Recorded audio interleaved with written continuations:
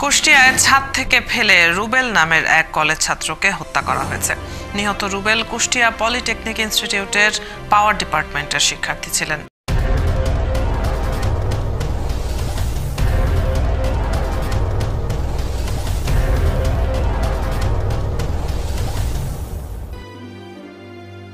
কুষ্টিয়া শহরের একটি চারতলা বাড়ির ছাদ থেকে ফেলে ২২ বছর বয়সের রুবেল হোসেন নামে এক কলেজ ছাত্রকে হত্যার অভিযোগ পাওয়া গেছে।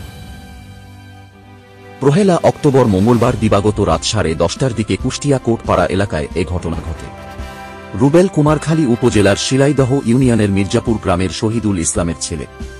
তিনি কুষ্টিয়া পলিটেকনিক ইনস্টিটিউটের পাওয়ার ডিপার্টমেন্টের ৬ষ্ঠ সেমিস্টারের ছাত্র। কুষ্টিয়া শহরের কোটপাড়া এলাকার একটি চারতলা ভবনের ৩য় তলায় ছাত্রাবাসে থাকতেন তিনি। একই ছাত্রাবাসে থাকা আনিসুর রহমান বলেন, ৩ তলায় ৩টি রুমে আমরা ৯ জন থাকতাম। রুবেলের রুমে ৩ জন থাকত।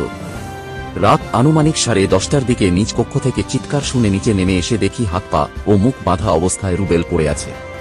তখন স্থানীয়দের সহযোগিতায় তাকে উদ্ধার করে হাসপাতালে নিয়ে আসি। অবস্থার অবনতি হলে চিকিৎসক তাকে রাজশাহী মেডিকেল কলেজ হাসপাতালে রেফার করেন। তবে এ ঘটনা কিভাবে, কারা ঘটিয়েছে সেটা জানি না।